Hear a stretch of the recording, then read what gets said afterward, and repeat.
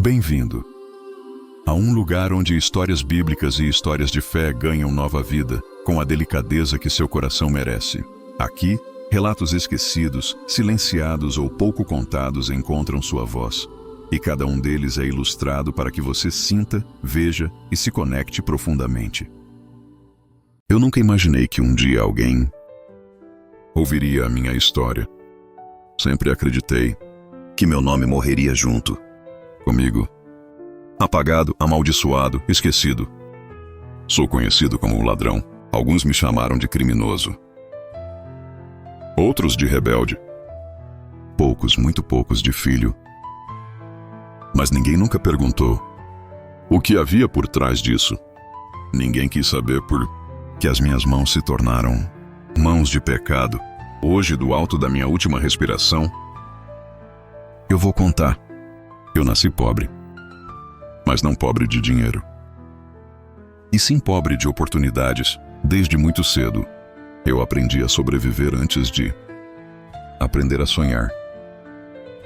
Meu pai se foi quando eu ainda era um menino. Minha mãe trabalhava até o corpo não aguentar mais, só para colocar um pouco de comida na mesa. E eu percebi rápido que o mundo só escuta quem grita. Primeiro eu roubei um pão. Era só fome, eu dizia a mim mesmo. Depois roubei umas moedas. Era só necessidade. Depois eu perdi o controle. Cada passo errado parecia me empurrar para outro ainda pior. E quando me dei conta, já não restava mais nada dentro de mim além de uma culpa que me esmagava. Eu queria parar, juro que queria, mas já era tarde demais. O caminho de volta parecia ter desaparecido. Eu acabei me juntando a um grupo de homens violentos. Dizíamos que lutávamos contra a opressão de Roma, que éramos rebeldes por uma causa justa. Mas, na verdade, lutávamos contra nós mesmos. Chamávamos aquilo de justiça, mas era só ódio disfarçado. Eu tinha muita raiva do mundo, das pessoas, de mim mesmo.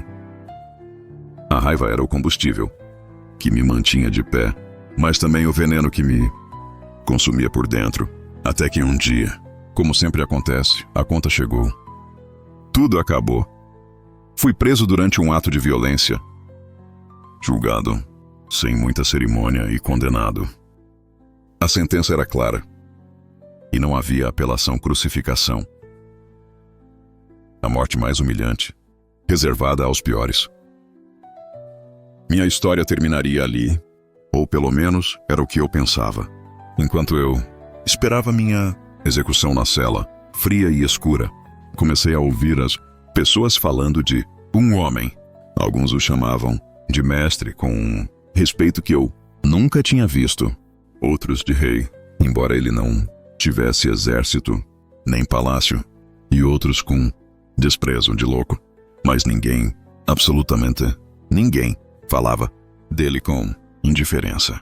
Ou o amavam com uma devoção profunda, ou o odiavam com uma fúria inexplicável. Eu nunca tinha visto esse homem, mas algo queimava dentro de mim, sempre que ouvia seu nome, Jesus, e eu ficava ali, acorrentado, me perguntando, por que alguém assim, alguém que inspira tanto amor e tanto ódio, morreria da mesma forma que eu? Um ladrão qualquer? No dia marcado, a porta da cela se abriu. Me arrastaram para fora da cidade. Fui acorrentado, empurrado, humilhado a cada passo. A multidão gritava, cuspia, zombava. E foi ali, no meio daquele caos, que eu o vi pela primeira vez.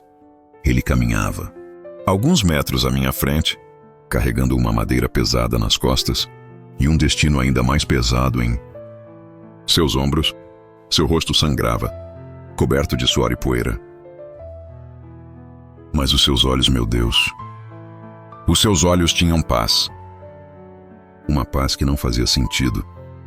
Eu nunca tinha visto alguém tão machucado, tão humilhado, olhar o mundo com tanto amor.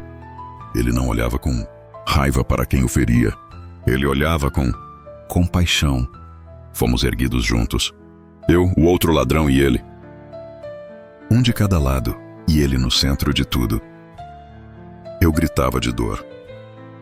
A agonia era insuportável.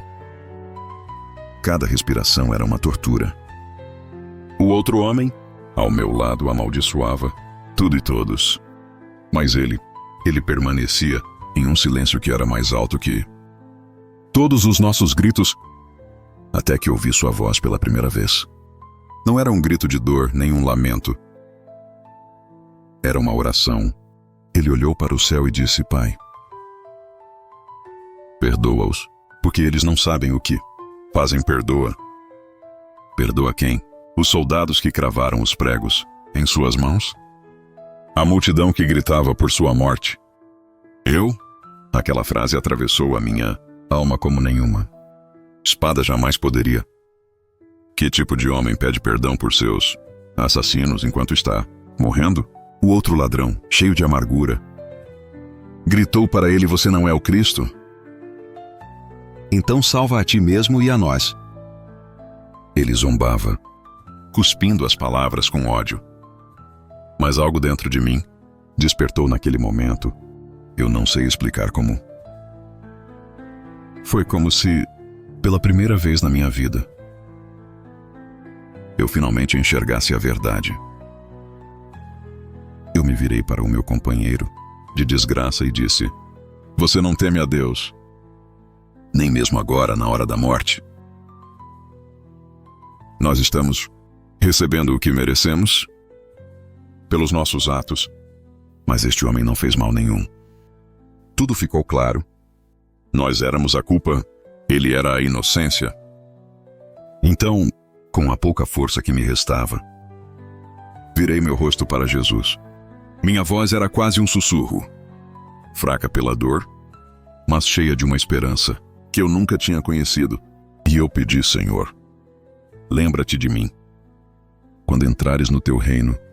Ele virou seus olhos cansados para mim, e naquele instante, todo o barulho do mundo desapareceu.